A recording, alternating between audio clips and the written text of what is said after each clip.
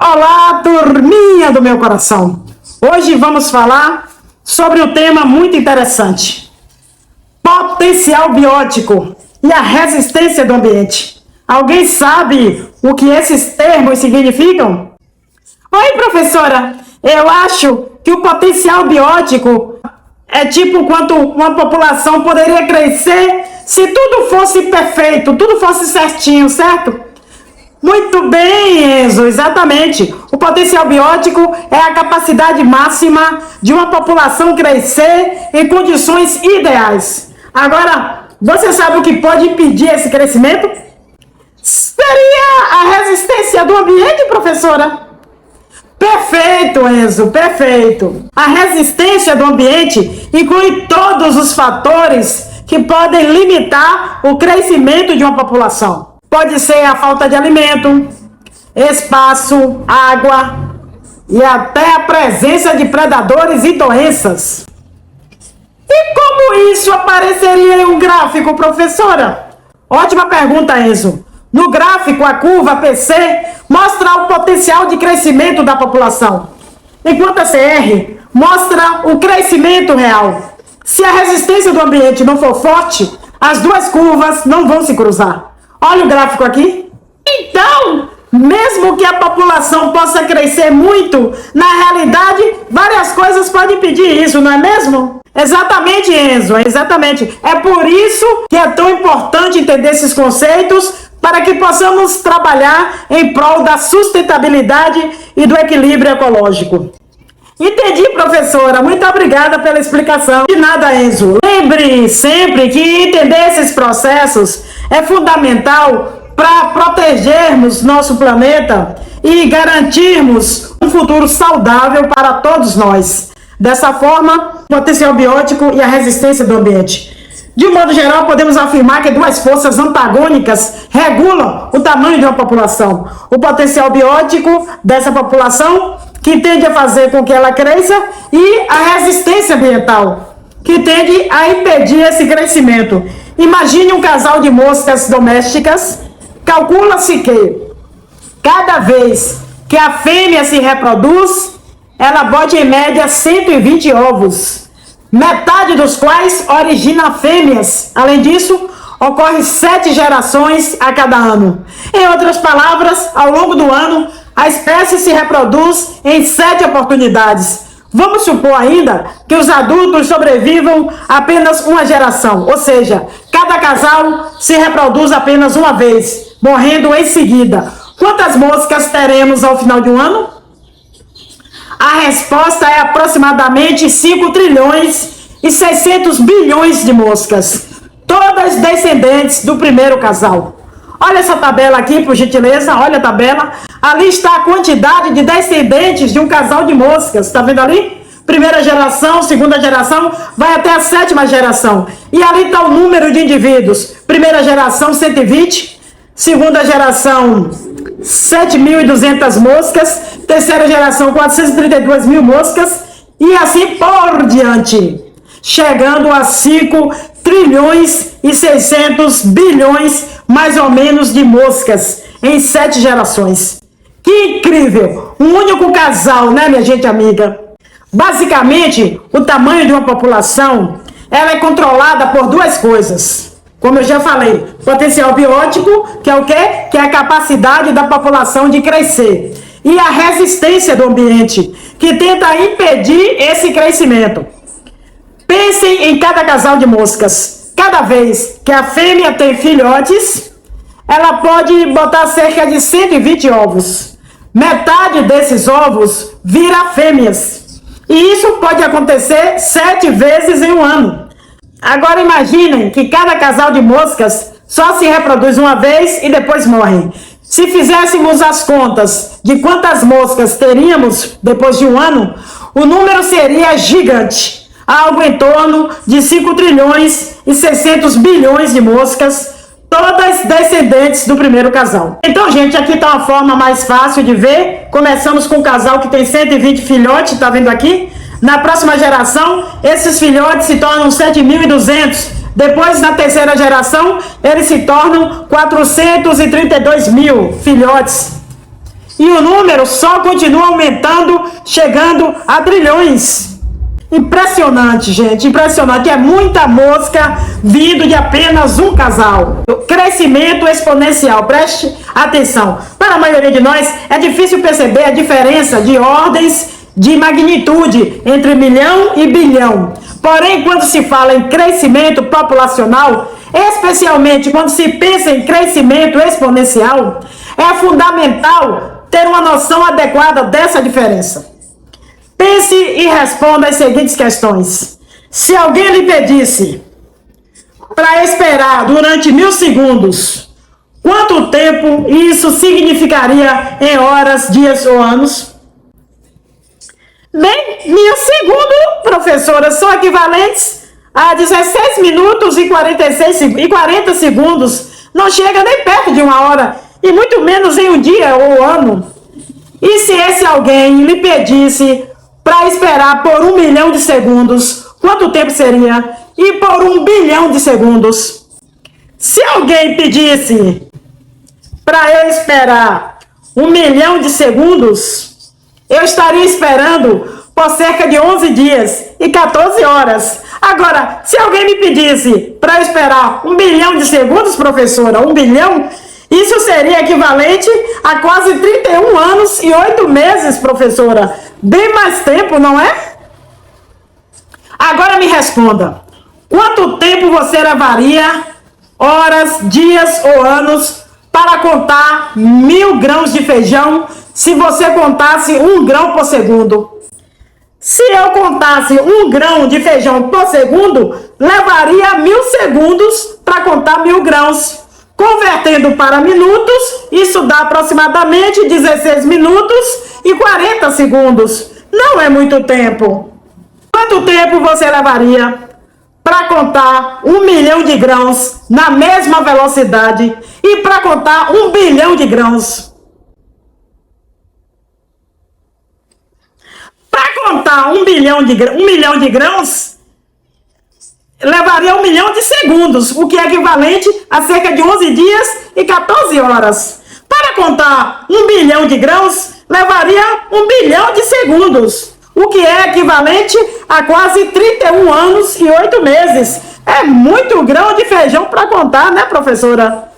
Pois é, essas perguntas estão relacionadas ao conceito de crescimento exponencial, porque elas mostram como os números podem crescer muito rápido. No exemplo das moscas, cada casal pode gerar muitas outras moscas, e cada uma dessas moscas pode gerar ainda mais moscas, fazendo com que o número total de moscas cresçam exponencialmente ao longo do tempo. Da mesma forma, quando você está contando grãos de feijão, um por um, pode não parecer muito no início, mas quando você conta até 1 milhão ou 1 bilhão, o tempo necessário para contar todos eles aumenta exponencialmente. Eu disse exponencialmente. Então, tanto os exemplos das moscas quanto dos grãos de feijão ilustram como as coisas podem crescer ou acumular muito rapidamente ao longo do tempo, o que é a essência do crescimento exponencial. É comum subestimar a diferença real entre 1 milhão e 1 bilhão. Isso pode levar a uma compreensão inadequada do crescimento exponencial. No contexto do crescimento populacional, essa diferença é crucial. Uma população que cresce exponencialmente pode rapidamente passar de milhões para bilhões, levando a desafios significativos, como a necessidade de mais recursos, de espaços e infraestrutura. É vital ter uma compreensão clara desses números para planejar e agir de forma eficaz no gerenciamento e controle do crescimento populacional, assegurando a sustentabilidade e o bem-estar para gerações futuras. Na realidade, isso não acontece, pois toda a população está submetida aos vários fatores reguladores de seu crescimento, descrito anteriormente, que impedem o aumento ilimitado de uma única população. Assim, a expressão potencial biótico é utilizada para indicar a capacidade potencial de uma população de aumentar numericamente em condições ambientais favoráveis. Essa capacidade está ligada não somente à taxa de reprodução, mas também à habilidade de ocupar novos habitats por meio da migração, o fato de possuir também mecanismos de defesas contra predadores e, por fim, a capacidade de resistir a condições desfavoráveis como as doenças. Já a expressão resistência ambiental é definida como a combinação de fatores bióticos e abióticos que impedem o crescimento da população. Esses fatores podem ser, por exemplo, a limitação de alimentos ou de espaço, a falta de água, as condições climáticas desfavoráveis, as doenças, os predadores, os parasitas e a competição. Esse gráfico aqui, gente, ao lado desse gráfico, representa a inter-relação entre o potencial biótico de uma população e a resistência ambiental ao longo do tempo. Tá vendo ali? Gráfico da inter-relação entre o potencial biótico e a resistência ambiental. Na ordenada, nós temos o número de indivíduos e na abscissa temos o tempo. A curva PC, essa curva PC do gráfico, mostra o potencial de crescimento da população. Essa área aqui, gente, ó, área R, representa a resistência do ambiente. E essa curva aqui, gente, CR, essa curva tracejada, é a curva de crescimento real da população. Então, gente, mesmo que a população tenha o potencial de crescer exponencialmente, na realidade, isso é frequentemente limitado por vários fatores, como eu já mencionei aqui. O potencial biótico é a capacidade teórica de uma população crescer sob condições ideais, mas na prática, a resistência ambiental, incluindo fatores como falta de alimento, água, espaços e a presença de doenças, e a presença também de predadores e competição, muitas vezes impede esse crescimento. Essa resistência ambiental age como uma força contrária ao crescimento populacional, ajudando a manter o equilíbrio e a prevenir que qualquer população cresça de forma descontrolada. Então, mesmo que veja números grandes e crescimento rápidos, em exemplos teóricos ou modelos, na natureza real, gente, existem muitos fatores trabalhando juntos para manter o equilíbrio e a sustentabilidade dos ecossistemas, tá bom? Muito bom, viu? Show de bola. Você pode perceber que nesse gráfico aqui, gente, ó, nesse gráfico, as curvas PC e CR, elas não se cruzam. Isso pode estar representando uma situação em que a população ainda não atingiu o ponto em que a resistência do ambiente, R, está impactando significativamente seu crescimento, certo? Isso pode significar que a população está crescendo, mas ainda não atingiu o limite de capacidade do ambiente, ou que a resistência do ambiente ainda não é forte o suficiente para alterar o crescimento da população. É uma representação visual que mostra que a população ainda não encontrou o equilíbrio dentro desse ambiente específico e o crescimento ainda não foi restringido.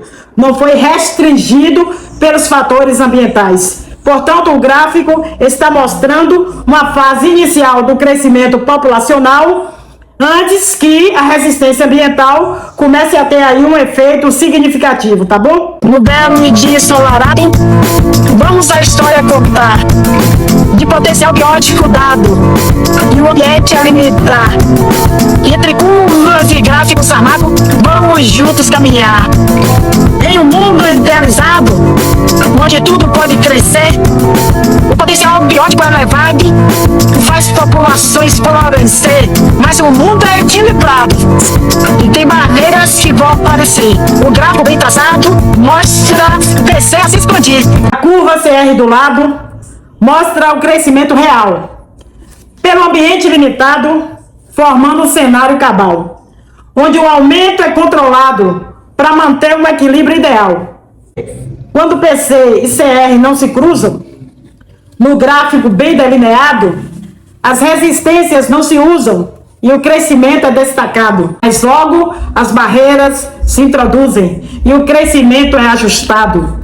Assim, na terra abençoada, onde todos compartilham o viver, a população é regulada para o equilíbrio manter.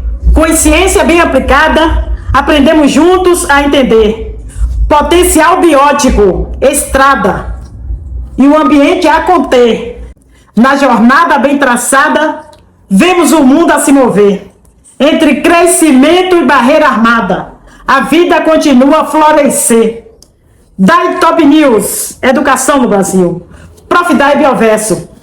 Faça parte desse universo. Até a próxima aula.